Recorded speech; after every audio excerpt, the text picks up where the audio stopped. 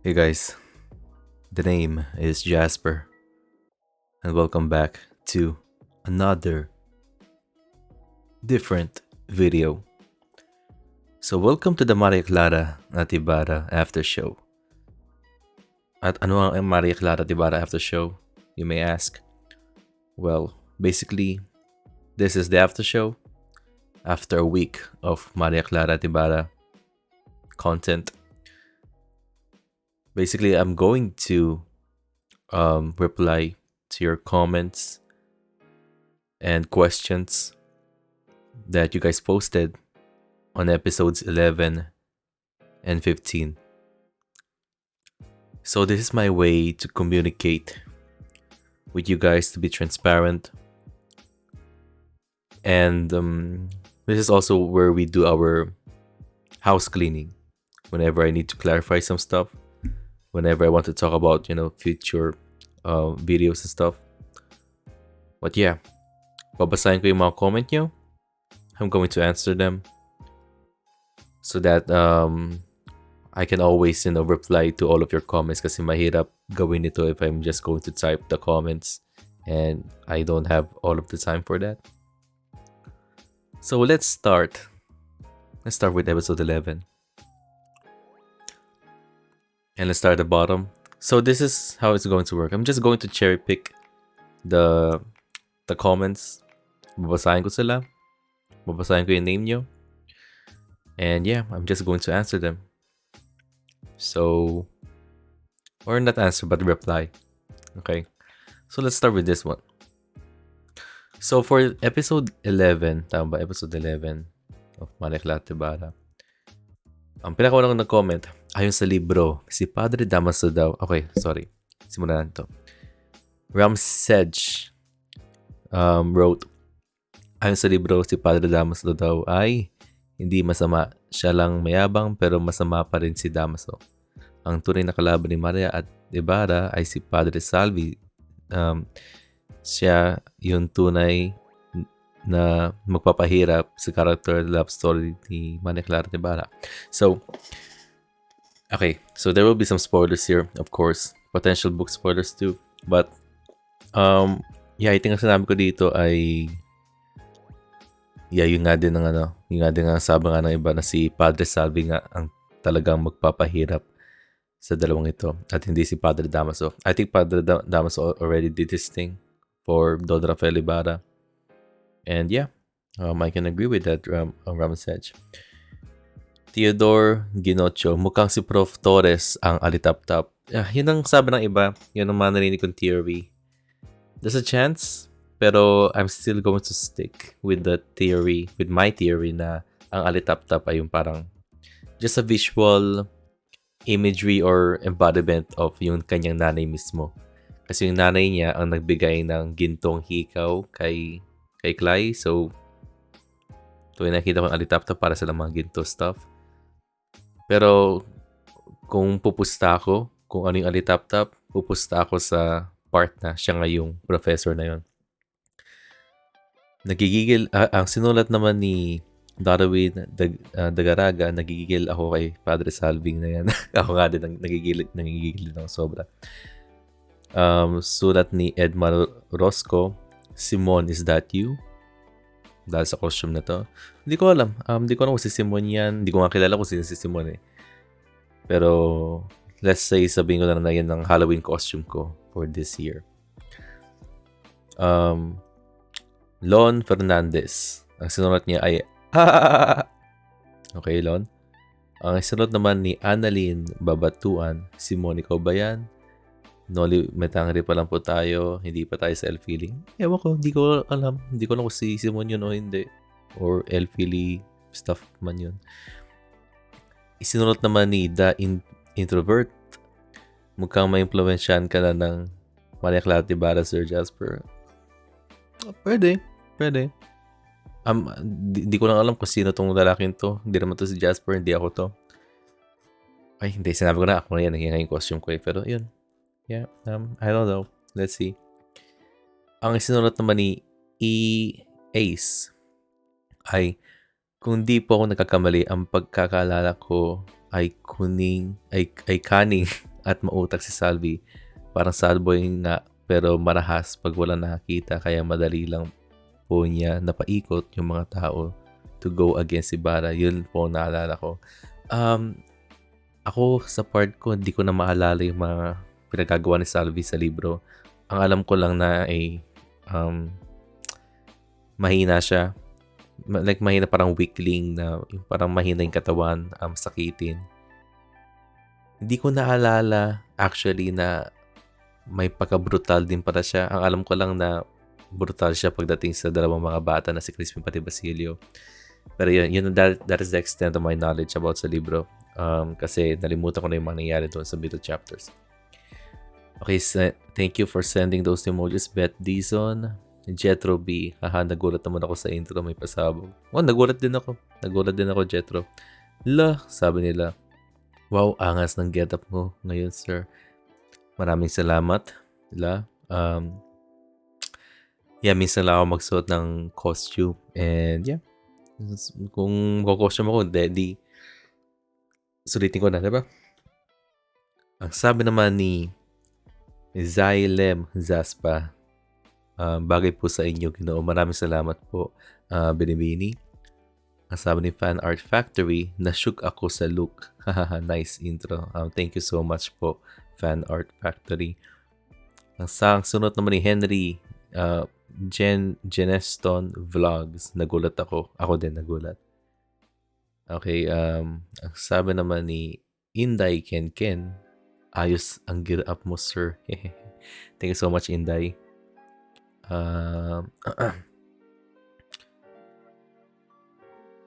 Okay, ang sinulat naman ni Astero GASMS. Also a good episode as always, kaso laging bitin. Yeah, laging bitin. I think that's what you'll get whenever an episode is like 30 minutes or 20 minutes by the minimum. Yeah. Pero ang maganda doon sa mga daily episodes ay kinabukasan may panibago ng episode compared to weekly episodes, right? Ang sinunod naman ni Joy Castorico, ayos load sa costume, lakas maka Count Dracula. Yeah, baka nga si Count Dracula nga yung suit ko. Okay, ang sinulat ni Feds say, wow, super nice po ng get up nyo, ever na ever po. Maraming salamat po, Feds. Ang sulat naman ni Mars Ailey, Simon is in the house. Ba't ang dami nagsasabi ng Simon, no? Hindi ko kilala kung sino yung Simon na yan. Pero sinuot ko lang yun kasi mukhang nakakatakot para sa Halloween.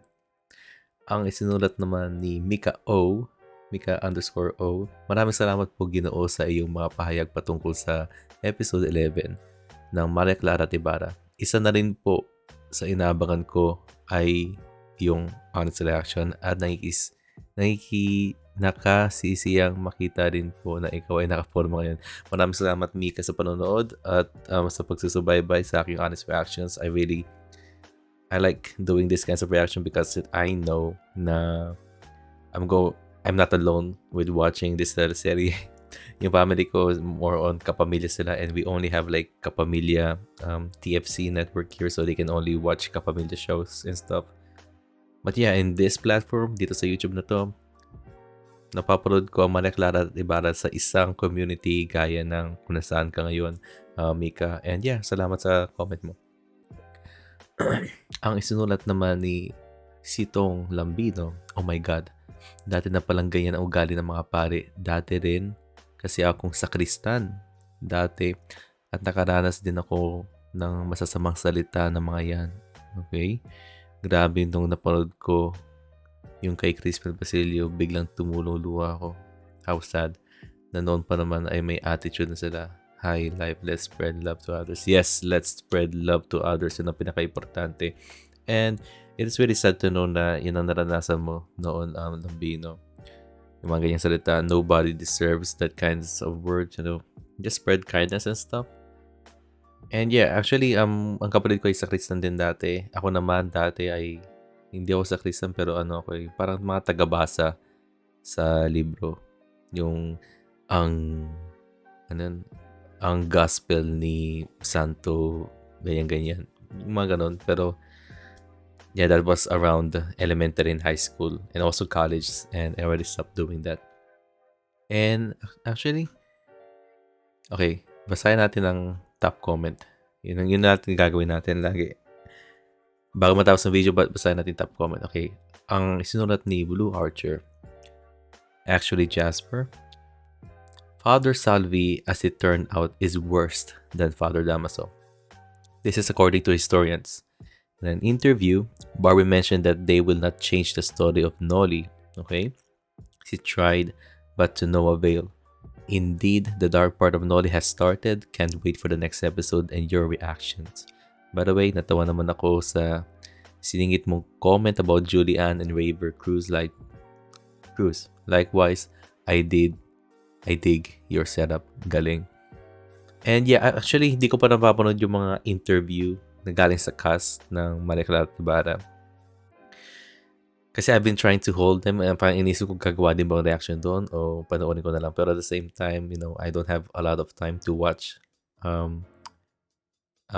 YouTube stuff. I'm very busy with other stuff, with school and work. And yeah, I think you're right. The dark stuff of No Limit Tangre already started this week, at least dito sa episode 11. And salamat sa panonood, Blue. And yeah, yung comment ko about kay Julianne and Raver Cruz, na I started following Julianne San Jose sa Instagram. And nagulat lang ako na shota niya para si Raver Cruz all this time. Okay, now let's go to episode 12, which is this one. Let's scroll down to the bottom. Okay, episode 12. Dennis Degorio, ang labo naman ng wrote, ang labo naman ng monitor mo. Yeah, sorry Dennis kung kailangan maging malabo. Copyright stuff. Actually, itong episode 15, dahil medyo nilinawan ko, I actually took your comment, your feedback, and tinry kong linawan ng onte yung video na yon, pero na-block siya around the world, and basically the video is now useless, but that's fine. It's not your fault. Tinatry ko lagi mag-experiment sa mga video ko to make the viewing experience for you guys to be better. Unfortunately, yung ganong kalinaw na video is going to lead to some blocking, so I can't do anything about that. But yeah, isinulat naman ni Jenalyn Montalvo, hala, bakit niya nahack ang account mo? Okay, baka related dito sa top comment ko na nahack ako or something. Yeah, wala namang wala namang hack na nangyari. Joke lang yan. Isinulat naman ni Mars Ailey, makikita din natin ang tatay nila Basilio. Isa pang, okay, so I'm assuming na di pa lumalabas yung tatay ni Basilio dito sa episode na to. Isa pang walang kwentang character, dagdag stress, Diyos mio. And OMG, same thought.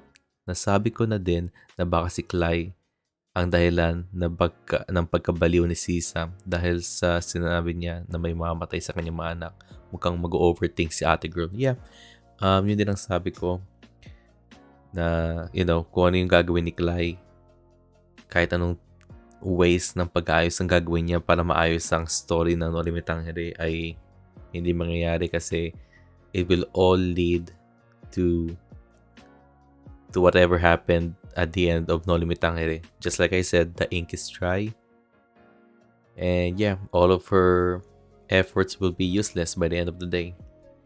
Isinulat naman ni Fed says, na-curious pa ako if mababago kaya ni Clay ang mga mangyayari sa nobela. Pero feeling ko po kahit mabago ni Clay ng konti yung kwento, ganun pa rin kahihihat na ng mga characters sa mga kwento. Yeah, yun din nga sabi ko. Gaya na sabi ko kanina, kahit anong gawin ni Clay, same fate para sa lahat ng characters ng No Limit Tangere. So I think we can agree with that. Na-implied na yon sa first few episodes ng Clara at Ibarra kung saan naibigay ni Clay by accident yung leeg at paayata ng manok kay Padre Damaso. Okay, sunod naman ni Matt Merin. Paano kaya sa huling bahagi magpapakita si Jose Rizal Alden Riches kay Clay? What if? Okay, so I think this is related to Ilustrado, and Ilustrado is one of those GMA shows starring Alden Richards as Jose Rizal. And speaking of Ilustrado, sorry guys, madidelayed yung other two episodes ko ng Ilustrado kasi just like I said, I became really busy. Hopefully there will be an Ilustrado episode next week. We'll see. Pero I'm planning to finish that thing off. Now relating to your comment, Matt, what if? There's a chance na magpapakita si Jose Rizal pero I think it's not necessary. I think hindi naman kailangan pero hey, I will be surprised if si Alden Richards ay magpapakita bilang Jose Rizal by the end of the story. I don't know in what way and I don't know how he is going to appear given na this is like a fictional story. Pero hey, kung nagawa ng professor na dalhin si Clay sa mundo ng No Limit Tangere, baka kaya din ng professor na ipadala si Bring Back Jose Rizal to life, right? Okay, sabi naman ni Jenaline Montalvo, wow, addict na ako dito. Yep, ako din, addict na addict ako sa show na to. Sabi ulit ni Mars Ailey, glad you got your account back. Lol. Yeah, joke lang yung about sa nahaka kong account. Pero thanks for the concern. Sabi naman ni The Pinoy Chopping Board 101, ma-check nga sa book kung nag-iiba ng linya ang alaherong si Simon, naging content creator reactor. About yata yun sa sa episode 11 na yung may sutong costume. Ewan ko. Hindi ko alam. Hindi ko kilala yung Simon na yan.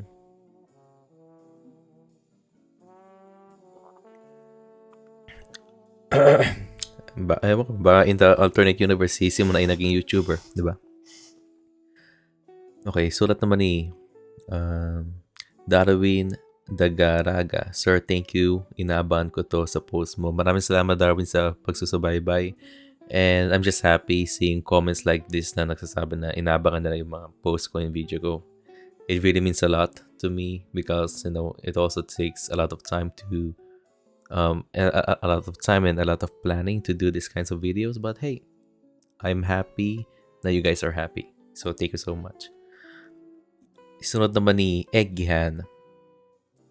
Kailan kaya makikita ulit ang dalawang Mariano? Yung nga eh. So, umabot na tayong episode 15. Hindi pa rin nakikita ni Maria Clara, yung totoong Maria Clara si Clay. So, I'll be really curious in the future episodes kung paano sila makikita and paano yung magiging reaction ni Maria Clara about kay Clay, especially when nalaman ni Maria Clara na yung mga pinagsasabi ni Clay ay nagkakatotoo. What more kung silang tatlo nandoon pati si Crisostomo Ibarra, diba? Okay. Ang sunod naman ni One Night Stand. One Night Stand. Sorry. Campanario, bro. Okay. So, I think hindi ko alam kung nagtawag sa tore na gano'n yung may kampana. I think sinabi ko sa video ay campanera or something yata. So, kinorek ako ni Juan. So, campanario yata tawag doon sa mismong building o campanario yung taong nagkakam yung ng bell. Kasi diba merong kampanerang Cuba. So, kung lalaki, kampanero. Pero ito, campanario. I don't know, baka yung natawag sa building mismo. So, thank you, One Night Stand. Isinulot naman ni Gial Alhambra, yung Ashite Imaso 1941 ay isa rin sa ilang movie produced by Japanese Invasion and Wars of Philippines. So, I think na-mention ko sa video na to na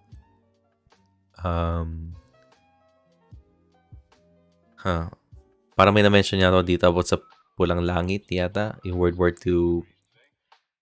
II teleserye ng GMA na that will be coming in the next few years. Or may sinabi yata ako dito about kay Dennis Trillo na may naalala akong scene na hinuli siya ng mga Japanese army. So, sinerch ko itong Ashite Imaso 1941 and it turns out na ano pala to? Isa pala tong Filipino movie nung early 2000s about the Japanese invasion sa Pilipinas. And turns out, isa sa mga lead stars doon ay si Dennis Trillo. So, Actually, yung movie na pinag-usapan ko sa video ay yung Felix Manalo the movie, which is a movie about the origins of the INC.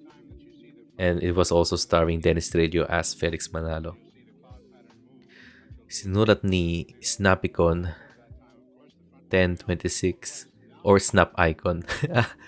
Snap Icon pala yan. All this time nabasa ko Snapicon.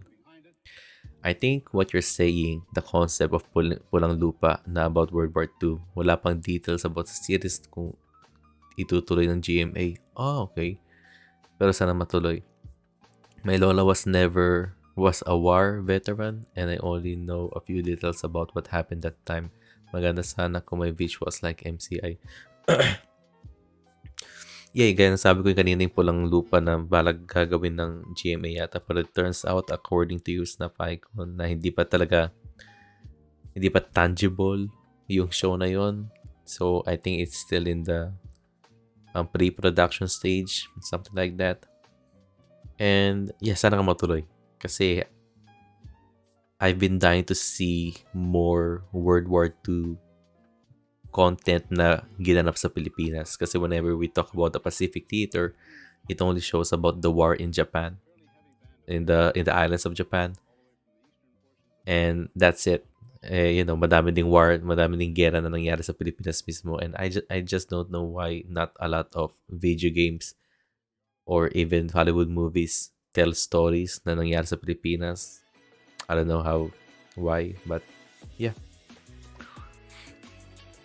Okay, next one is dito. Isinulat ni Sterling. Sana panorin niyo po ang mga natin, diba? Creating the logo. Grabe attention sa details at mapapabilib ka. I think this is one of those tawag doon. Like behind the scenes video na in-upload yata ng GMA.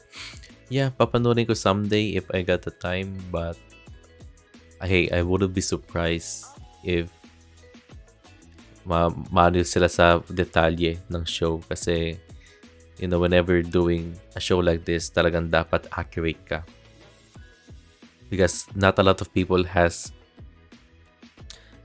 the tawag dito, are privileged enough to see what historical Philippines looked like, especially in the 1800s, and this show itself might be the only way for them to see what 1800s Philippines look like. Kasi accessible lang Maria Clara at Ibarra mismo sa taong bayan. Isinulat naman ni Christian Basito. Hello Kuya Jasper. I just thinking if GMA would make a twist for this. Like what if yung sina Maria Clara, Ibarra at lahat ng characters naman ay mapupunta sa panahon natin. Ganda din siguro noon. Sana maisip nila. I think sabi ko dito ay I want to see something like that, right? So it's going to be upside down, and you know what? If Clay will be helping them to live in a world like this, I can see it happening in a different show, but not here. Pero if ever gagawa silang ganon, I am 100% going to watch it because I would kasi nagugustuhan ko na yung fish out of water thing ni Clay pagdating sa mundong ito sa No Limit Angry Universe. And I want to see the same thing being treated to the Maria Clara at Ibarra characters kapag sila ay nasa modern world. So, that's good.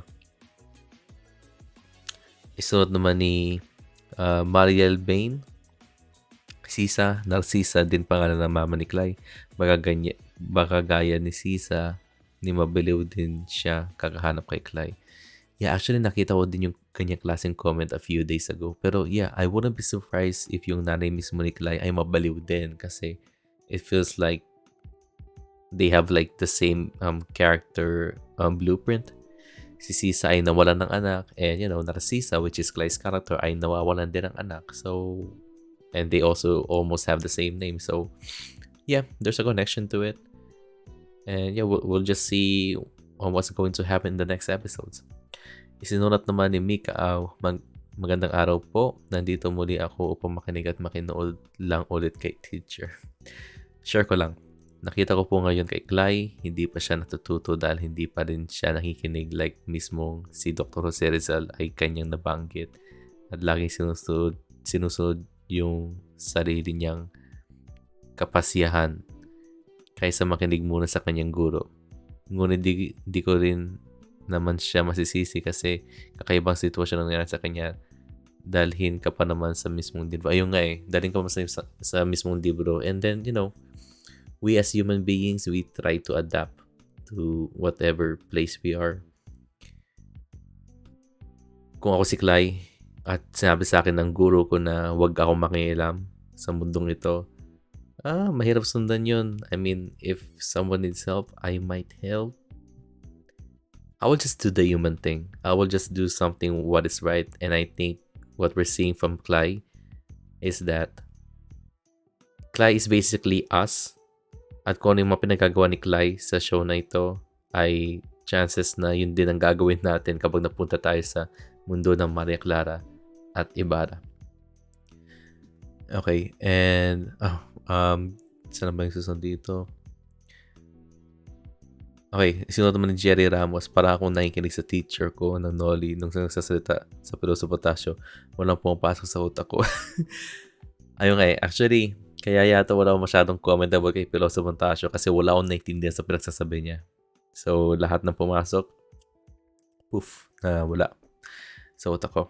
And then, let's read the top comment, which is, I think ito yung top comment mismo. Isinunod naman ni Ayen0925, may video sina Barbie, Dennis at David during the episode 1 na magkakasama sila manood ng pilot episode. Wow! Okay. Ang intro niya kay David ay love interest ni Clay. Sino si David? Si David I'm assuming is Fidel. And yeah, I wouldn't be surprised if love interest siya ni Clay. I mean, expected na yun, diba? Pagdating sa mga drama na may mga love interest and stuff. But I will be really curious to see how they are going to play with the chemistry between Clay and David or Fidel.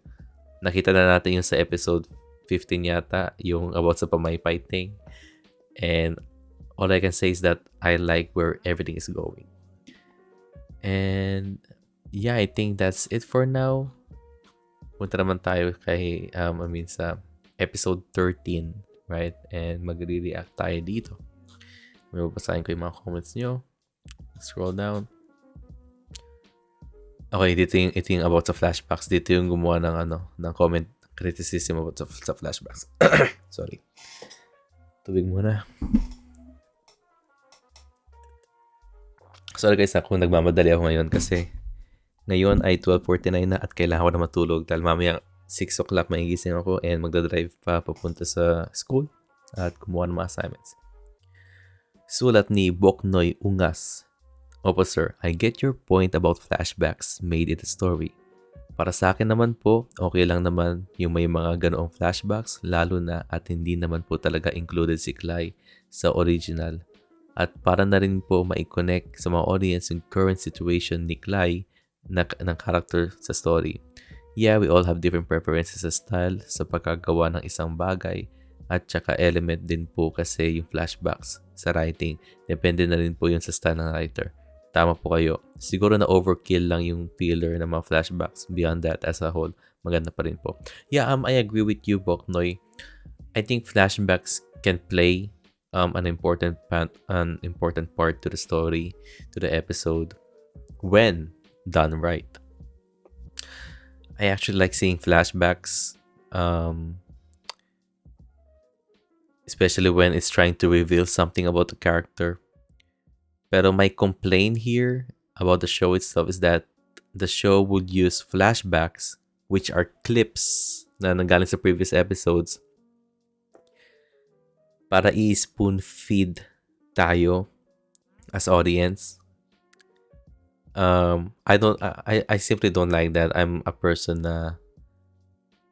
just a person na not a fan of like prequels, which means like also flashbacks. I just wanted to see the story move forward, But that's just my preference. The flashbacks that I like in Maria Clara at Ibarra ay yung flashbacks na involving Don Rafael Ibarra. Kasi at least yung mga flashbacks na yun ay I specifically shot para maging flashback, right? Compared to the flashbacks na nakikita natin as fillers kung saan nakita natin in the previous episodes. And yeah, actually merong isang episode dito na si Mang Adong sinabi na baka manghuhula si Clay. Something like that. And then, I mean, it was already implied several times in several episodes na baka manghuhula si Clay. And then ginawan pa rin nila ng flashback yon, which I think is unnecessary because we already get the joke na ayun nga na baka nga manghuhula si Clay. But yeah, that's just my thing. That's just my preference. Other than that, the show is still amazing.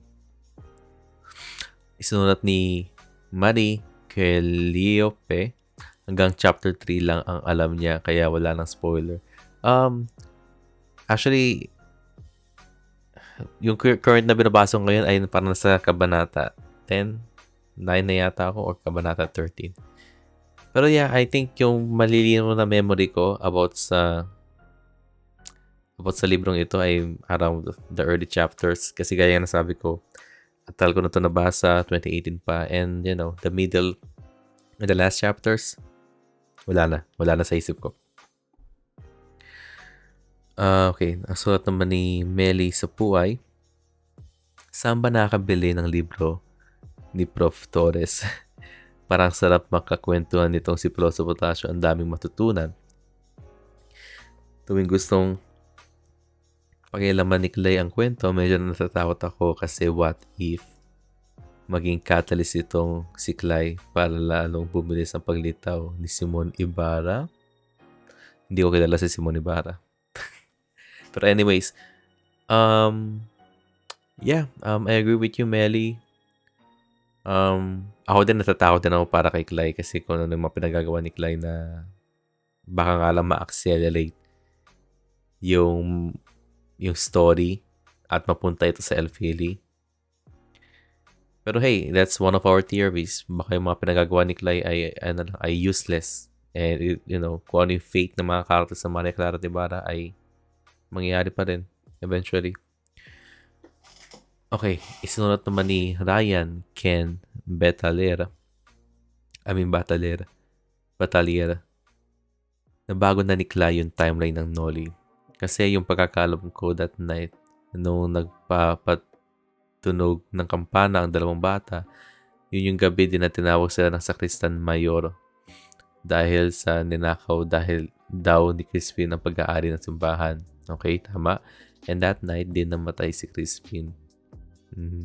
At nakatakas si Basilio pero nasugatan siya sa ulo. Kumbaga, na-stretch ni Clay ang kwento na mag-ina. Parang ganun.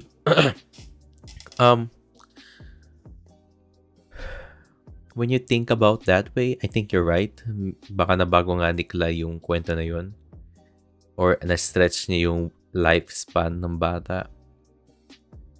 However, at the same time, when you think about this, itong story na to ay hindi direct one-to-one recreation ng Noli Me Tangere. Kasi, one, they already added like new scenes na wala sa libro mismo. And two, this is an adaptation of the books, right? So, in some way, kailangan mo mag-rewrite ng story, kailangan mo mag-juggle ng timeline, kung ano yung nangyari sa point C, ay kung ano yung nangyari dito, ngayon, kailangan mo na mangyari dito, bagong mangyari to para lang maikwento mo yung story na yun with the Clay character. And you know, there's some truth sa sinabi mo, Ryan. From my perspective lang, since adaptation nga to ng libro, they still have a small creative playing field para ikwento yung story, which means na there will be new scenes, there will be some slight changes. Pero, yeah. It just depends on how you look at the show itself. Para sa akin, ganun lang yung perspective ko about doon. Okay, sinurot naman ni Beth Dizon. Maraming salamat po, Ginoo, sa araw-araw na ito at marami akong natutunan. Maraming salamat din, Beth Dizon, sa panonood. I like talking about the novel itself, and it's great to see whenever people leave comments like this, and it really makes me happy. Surat ni Mikaaw. Honest reaction, that's ASMR McDo mukbang. Kumakain pa raw ng McDo dito. Yeah. 3-in-1, 2-in-1 plus 1. Right? Happy kaarawan. That's a bad joke. But yeah, ASMR. That's not my thing, yung ASMR stuff, pati mukbang, di ako nanonood ng ganun. Pero hey, I'm glad na hindi lang halos na reaction ang naibigay ko sa iyo, Mika, pero naibigay ko din kayo ng ASMR at McDo mukbang.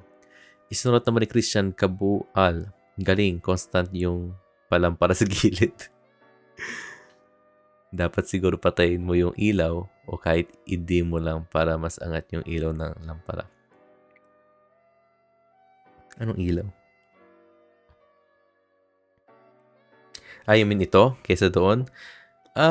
Yeah, maybe next time. Talaga yun. Kasi gusto ko yung nailawan yung mukha ko. Pero, anyways. Thank you, Christian, for writing that stuff down. Okay, isunod naman ni Jay Better. Is that chicken nuggets? I love chicken nuggets. Me too.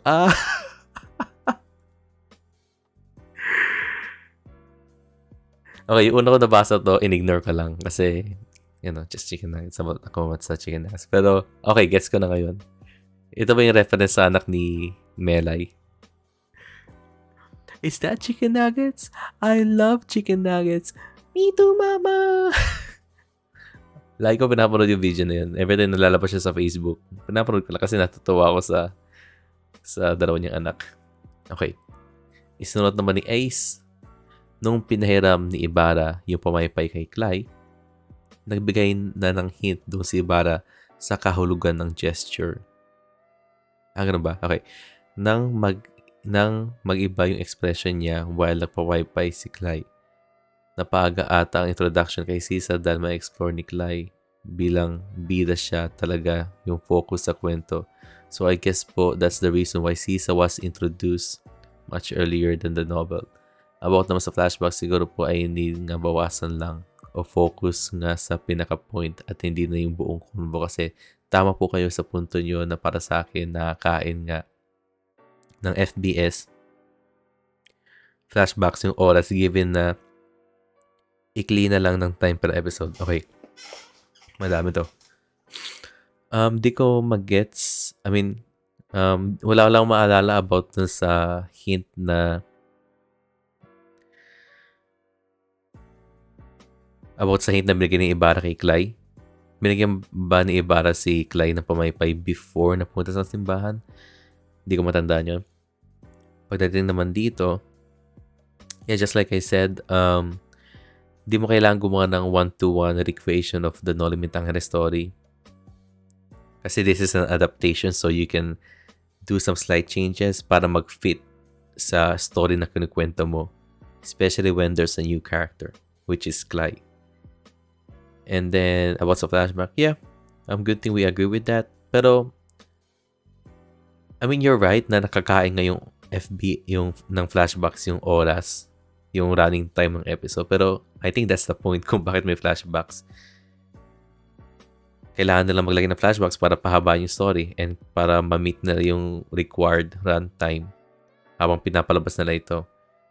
So, yeah, that's like that's like a thing that we usually see in movies and TV shows. That's like a common thing to save some money, to save some time. And unfortunately, that's the world we live in. Isunod naman ni Angelica Palin. I agree with you, sana less flashbacks kasi gets naman na yung point ng scene. Like malungkot si Clay habang nagpupunas sa mesa, di na flashbacks. Anyways, thank you sa time kahit busy ka.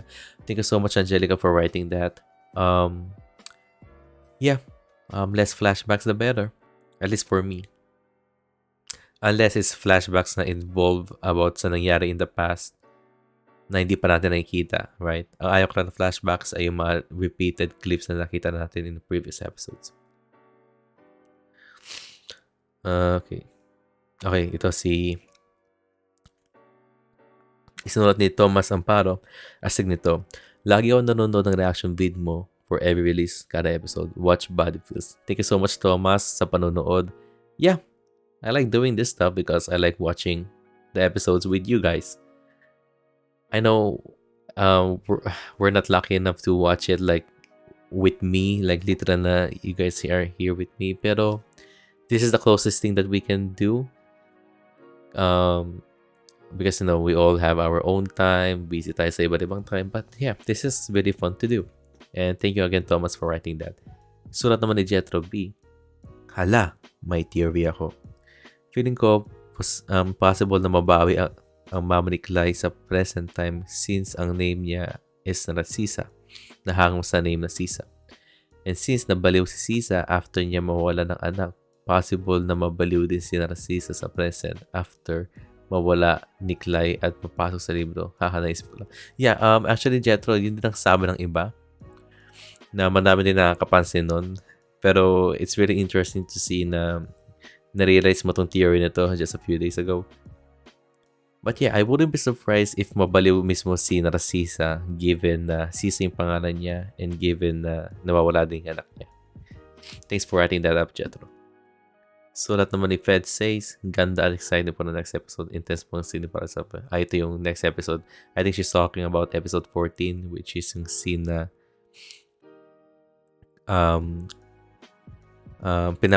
pinaparinggan ni Padre Salvi si Crisostomo Ibarra. And yeah, it was a very good scene. Tama po kayo, Feds. Okay, sunod naman ni Direct to the Point. Okay, maaba to. I always love to watch your reviews about the show. I would agree with you about the flashbacks. As an audience, dumadating tayo sa point na hook na tayo sa emotion ng actor, and once na nagkaroon ng flashbacks, may possibility na kumalas ang connection ng character at mood ng show sa mga audience. But, as a filmmaker and editor, these tools can also bring the audience to a different perspective. Hindi lang para ma-refresh ang memory na manonood, kundi para dalhin pa tayo sa mas malalim na pinaghuhugutan ng character at ng eksena. Okay? Depende na to sa edit technique na ginamit kung flashback ba ay magiging effective or it will just be just a... You know what, Direk? That's a good point na nilabas mo. Tinatry kong isipin yung isa sa mga flashbacks sa Maria Clara de Ibarra ngayon. Pero, yeah, I can see why na some of those flashbacks can give more meaning to the scene itself. Even though that flashback was like a clip from a previous episode. Yeah, I think it adds more emphasis sa scene na yun. And, you're not wrong about that. And you also acknowledge about, like, there are filler sequences. But yeah, I think everything, it's all about the editing on how they executed that flashback during that scene. There will be some flashbacks na isang previous clip sa other episode na will not work well kasi it feels like a filler, and there will be flashbacks na even though yung previous clip siya sa previous episode, it will work really well kasi na-emphasize yung scene na yun. And all I can say is that you're right. Yeah. Pero it doesn't neglect the fact na I just don't like the filler sequence flashbacks. That's the thing. And it bothers me a lot. And ang unang show na talagang nainis ako doon ay yung Naruto, kasi Naruto ang daming flashbacks. Like super daming flashbacks. Hindi na natin nalalaman yung story pero puro flashbacks. Pero there's a reason why they did the flashbacks. para hindi sila makapag-catch up sa manga during that time, and to extend the runtime of the episode itself. And Megumi Ino wrote, "Welcome back. Happy to hear from you. Anyway, here's my theory about this episode. There's a big possibility that one of the implications that Clara might change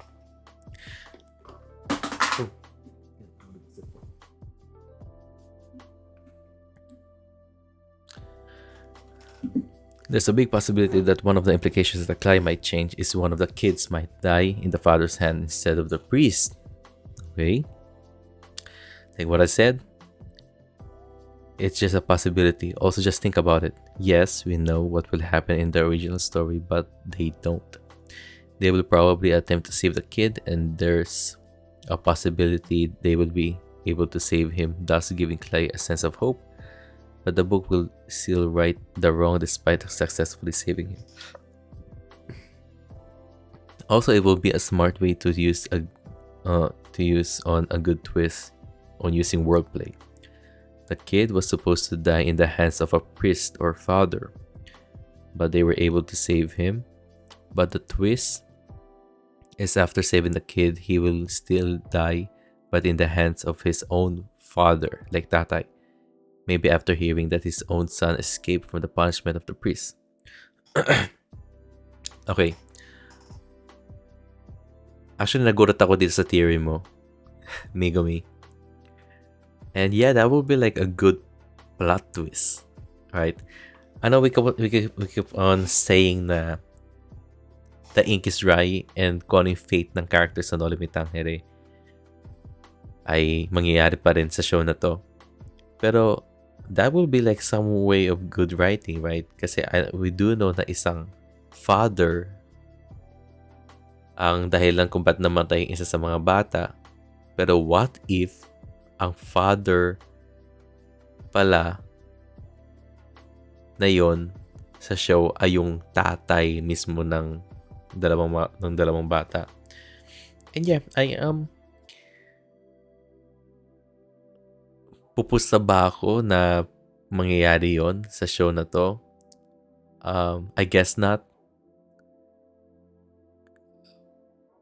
Pero that will be like very interesting to see. Kasi what I learned about about writing is that kasi I'm also writing a novel. I like writing short stories. What I learned about watching writing videos and watching writing tutorials is that whenever you have a character, use that character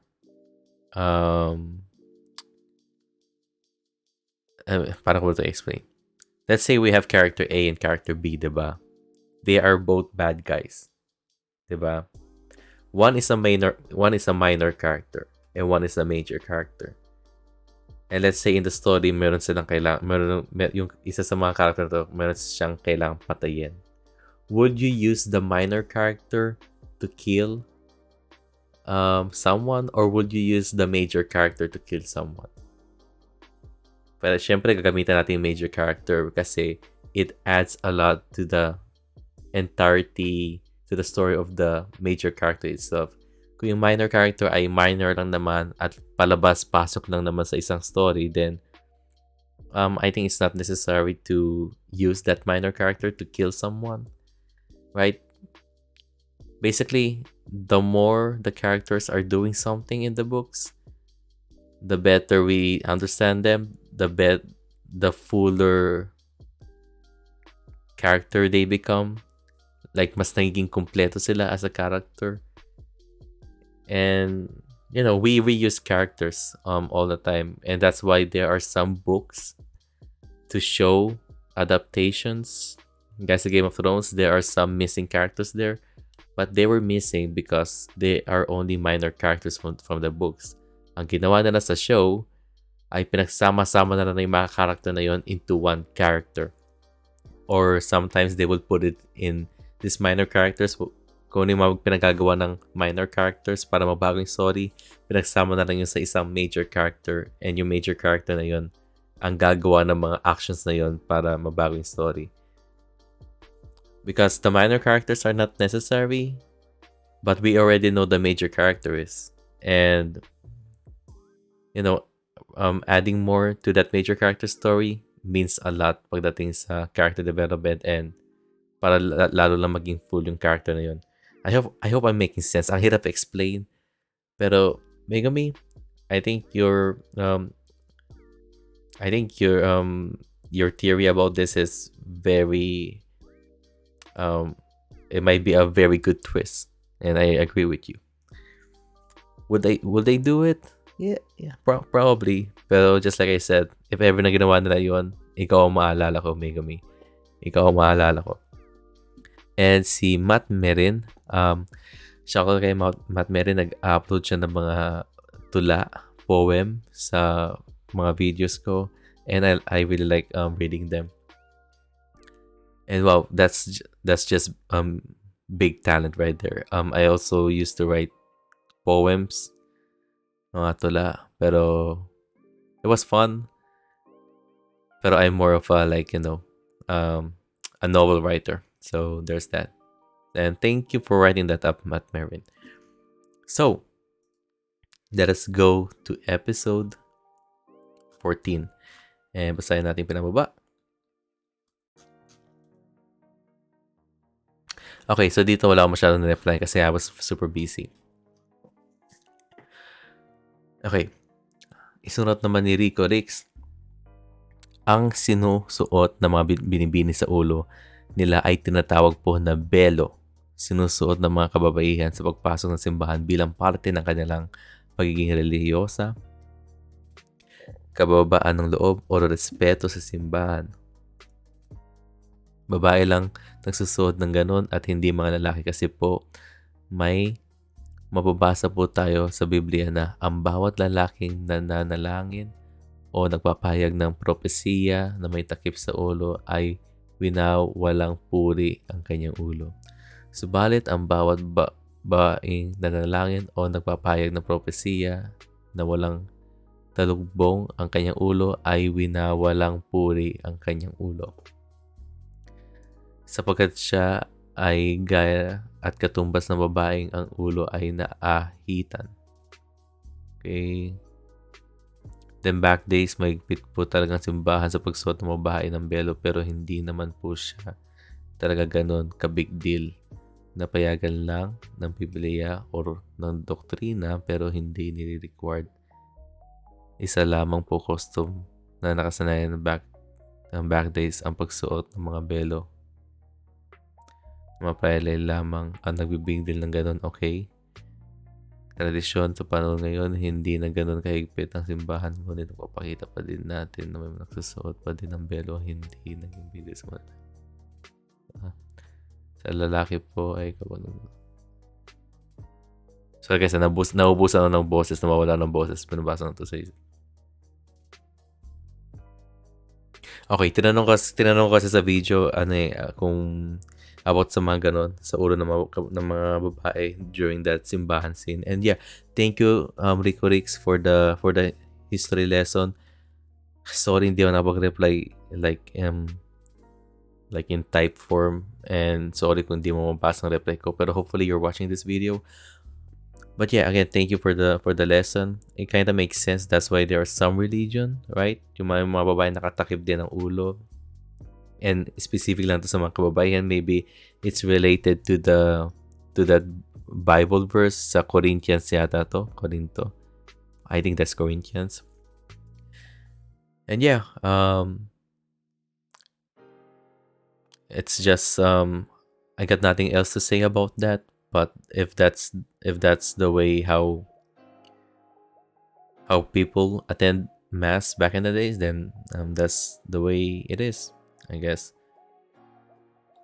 I just like the fact that even those small details ay napag-research ng mga Maria Clara at Ibarra crew. And kudos to them for doing their research, and even deals like this, it sparks a conversation, it sparks a curiosity. And yeah, this is something na hindi ko alam until this episode, and I really like learning more stuff about Philippine history and also about the history of our of religions and stuff, especially sa Katolikong religion. Purangki, no audio po. Madaming nag-like. Bakit kaya no audio? Purangki, sorry kung walang audio, pero I think other people were able to hear the video. Baka lang kasi napanood yun siya ng maaga. So when the video was being processed, wala pang audio, something like that. Pero I'm sorry about that, Purangki. Isinulat ni MRA Semb. Tanong ko lang po, anong episode lalabas ng gaban natin ni Jose Rizal na si 1.0? Ewan ko. I think si 1.0 ay lumabas sa prequel ng No Limit Tangere. Which is something na hindi pa naisusulat ni Rizal. Kasi unfortunately, namatay siya. So, thank you, J. Lorete. Thank you, Baby Lily 24. Salamat din po, Beth Dizon. Thank you, Corinay. Thank you, Mariel Bain. Okay, sinod ni Ryan Ken Batalier. In this episode, pinakita ang Alvarez sa si Doña Consolacion. Looking forward sa dalawang Doña scene. So, I think yung dalawang tao doon sa loob ng simbahan, yung pala sina Alvarez at Doña Consolacion. I completely forgot about Alvarez. I do know Doña Consolacion, but I wasn't expecting na siya pala yun mismo sa simbahan na yun. So, thank you for pointing that out, Ryan. Sinunod ni Julius Christopher, second. Okay siya yung second comment. Yata. Cute ng scene ng Filay. Clay ni Nuno ng mixed signals. Clay ni Nuno ng mixed signals. Fidel. Lolong Asumero. Yeah. Yeah, Asumero si Fidel. I mean, hey, kung ako si Fidel at yun ang ginagawa ng babae, sarapan ko, ay, mag-assume din ako. Okay, hindi lang kasi aware si Clay. Pero natatawa na ako sa reaction ni Clay sa mukha ni Barbie Forteza tuwing she was so confused. Yeah, I like seeing that. Okay, isunod naman ni Noel Mail Mali. Noel Mali. Kompleto araw ko pag napapod ko si Jaspes. Thank you, Noel, sa panonood. Yeah, nakumpleto din na araw ko tuwing nakikita ko yung mga comments nyo. Thank you, Noel. Thank you. Isunod naman ni Thomas Amparo. Same reactions all throughout. Napaka-light ng portion ni Clay and Fidel. Galing. Hehe. Yeah. I like the scenes with Clay and Fidel. I want to see more of that. Kasi gustong kinikilig ako. And yeah. Thank you for writing that out, Thomas. Isunod naman ni Sitong Lambino. Cute nila Fidel at Clay. Grabe din yung sermon ni Father Salvi, samantalang siya ay mukhang Diablo.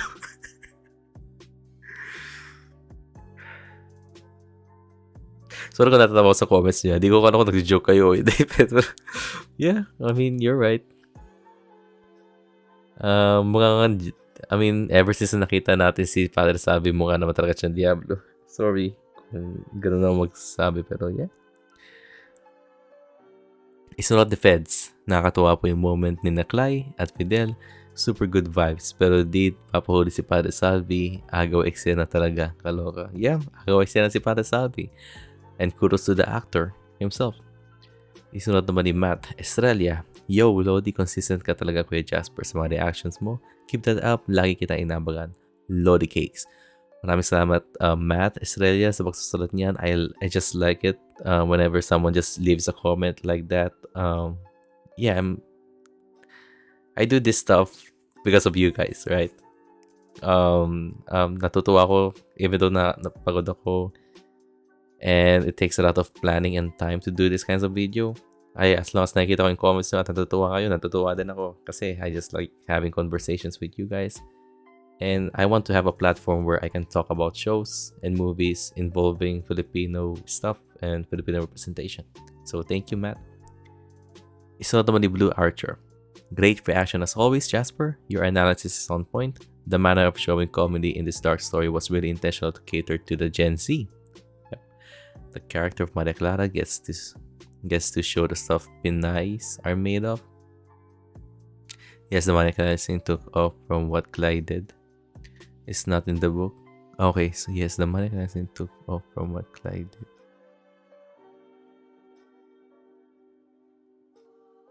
No, hindi ko matandaan tong scene na to, Blue.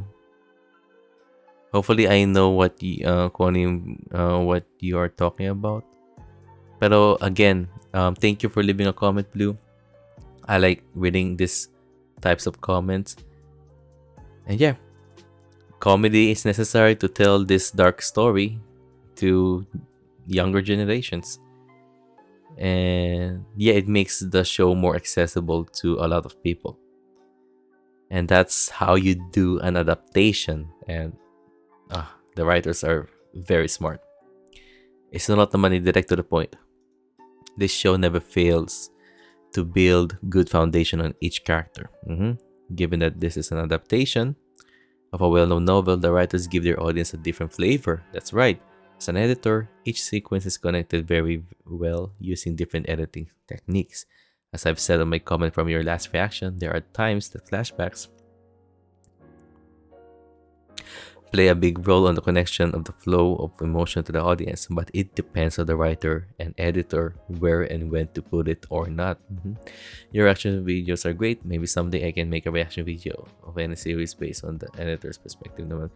Thank you for writing that up, direct to the point. And yeah, you are right na yung writers talaga ay alam nila na they need to change some stuff about this novel itself, because man, if you're going to do a one-to-one recreation of this novel, it will be like very difficult to cater it to the audience without adding some funny elements to it.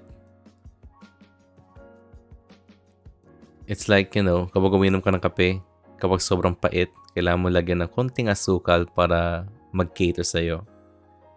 And I think what the writers did, what the filmmakers did here, there was a right amount of sugar na nilagay nila para sa istoryang ito. And yeah, do a reaction video direct. We need more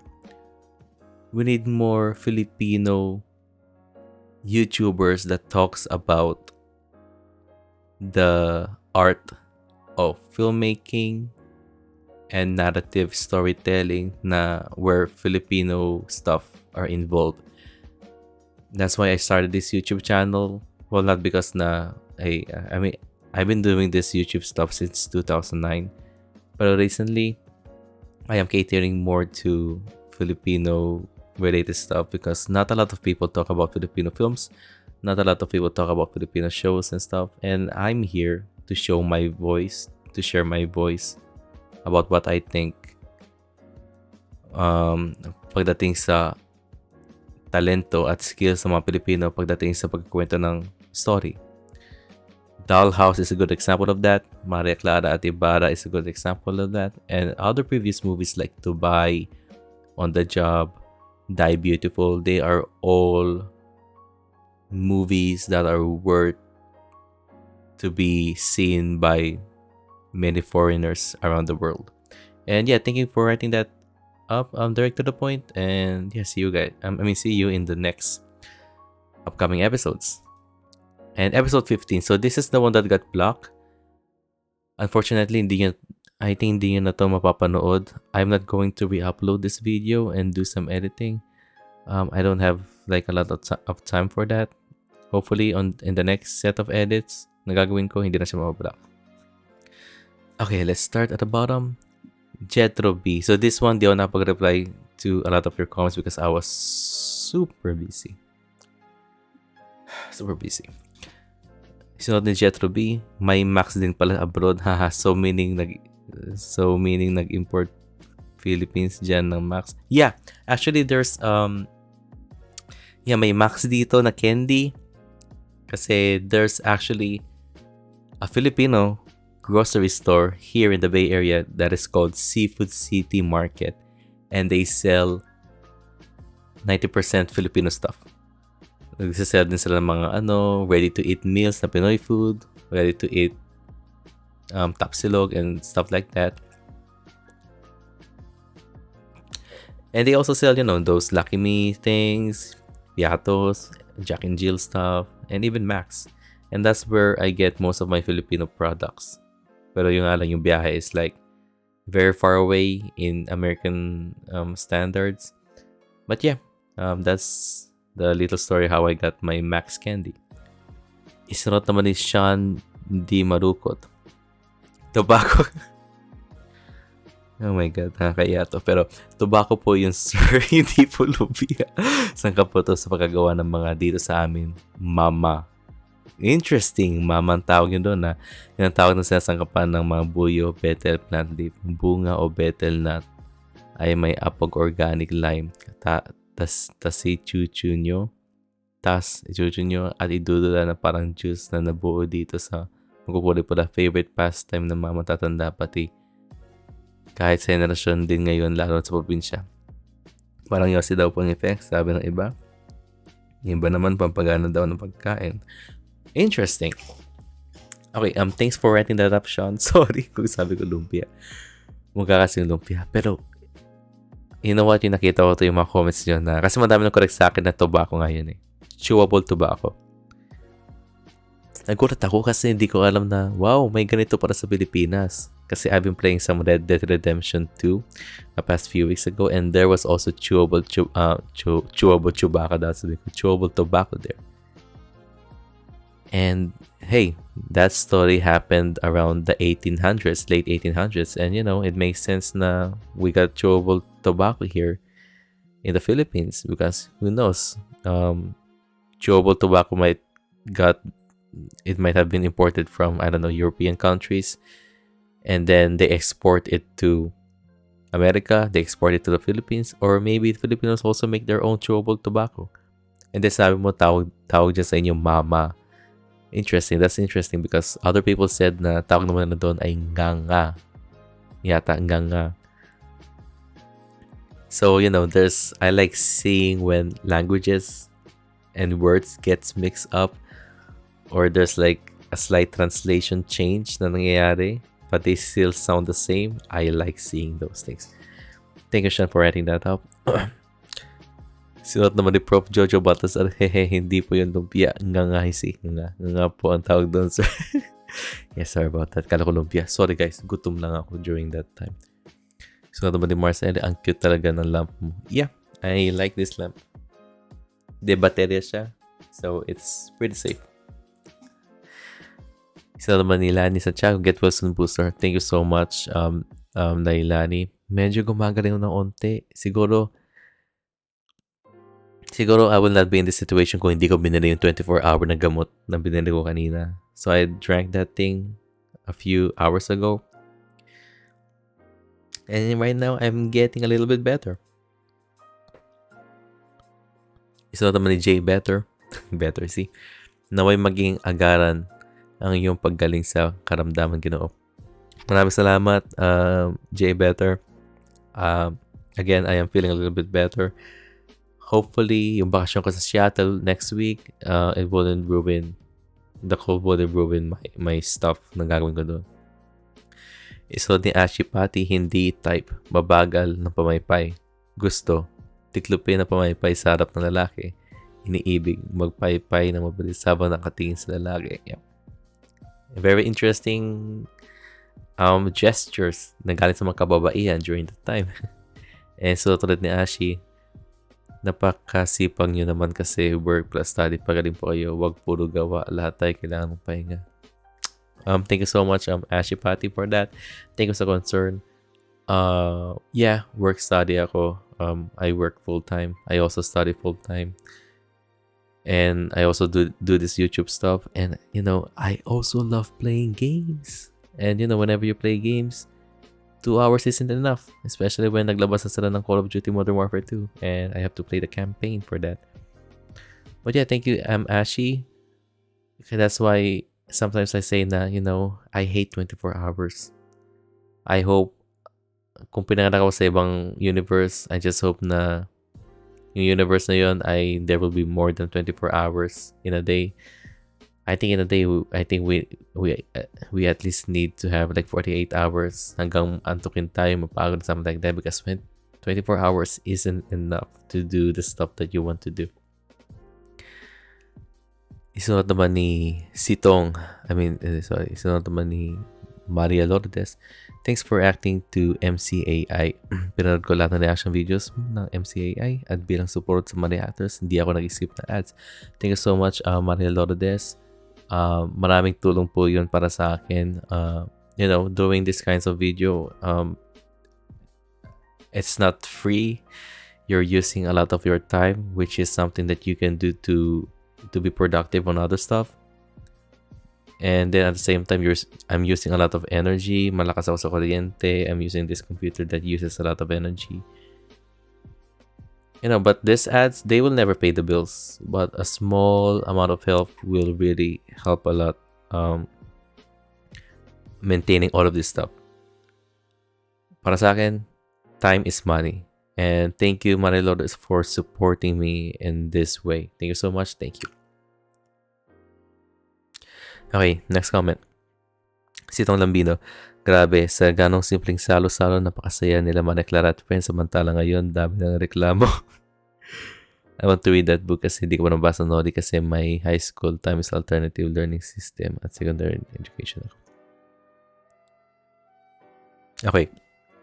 Yeah, you're right. I think depende na rin yata sa kung anong group of friends na meron ka. Pero, hey, the show wanted to show, this show itself wanted to show everyone that Maria Clara is also like us, who has friends, who also spends time with friends and stuff, and do normal friend things. And alternative learning system ng secondary education. Sorry sir, di ko alam kung ano yung alternative learning system na yan. Madami akong terms na hindi alam and terminologies na hindi ko alam. Alternative learning system, narinig ko na yan from something, somewhere. Pero, di ko alam kung ano meron yan. Pero hey, all the power to you, sir. Hopefully, may tapos mo yan and good luck to you. Learning is like the best thing that you can do for your life. Kasi, life is too short to be ignorant about stuff. And that's why I love studying. I love learning. And good to you. Good for you. Sitong. Isinunod naman ni Gabriel. Parang this week, yung Calm Before the Storm. Can't wait sa week 4. Love your reactions, bro. Hey, thank you for watching, Gabriel. And thank you. I'm assuming na pinapanood mo yung iba kong mga videos. So, thank you so much for that. And yeah, I also can't wait for week 4. Hopefully, everything will get worse sa week 4. Inevitable yun. But hey, that's nalumitangere for you. Isinulat naman ni Naily Padua. Parang nais kong basahin muli ang aklat ng Noli at ng Elfini. Salamat sa iyong masusing pag-analysis ng MCA. Thank you so much, Naily Padua, sa panonood. And yeah, I recommend that you read the books again. At least, you don't have to read like the original books, of course. You can read the abridged version, which is a pinaiksing version ng Noli Me Tangere. And it's in English, so that makes things easier for me to read. And yeah, even the abridged version is really good. That is actually the version that I read when I started reading books back in 2018. Okay, isunod naman ni Blue Archer. Hi Jasper, just a small thing. The lumpia there is not a lumpia, but it is what people in the province, the old generation, call nganga. I don't really know what it is, but they roll it and put it in their mouth to chew. Nganga. Actually, it makes their mouth brown. Of course, they didn't show putting nganga in their mouth. Yes, there is already an inkling that the bottom will... Just a little spoiler. Yeah, gaya na sa ibang nga pala tawag doon. Kala ko lumpia. Sorry, gutom na ako. Actually, sa video, sabi ko dapat, wow, lumpia pala yun. Ang hahaba ng mga lumpia na yun. Pero it turns out, sigarilyo pala yun. Pero, sigarilyong inunguya. Pero yeah, you learn new things every day. And I like the fact that I'm also learning new stuff because of you guys. Isa naman direct to the point.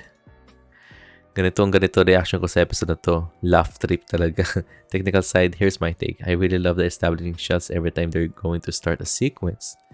Also, ang ganda ng depth dahil sa mga foreground shots with the set design. Every scene is like a painting. You will know that the director of photography really is really good on his her craft when there's depth in that. Yeah, you're right. Just like I said in the previous video, na whenever you're watching this show, it doesn't feel like you're watching a piece of media that is specifically shot for TV. It feels like it's been shot for the big screen.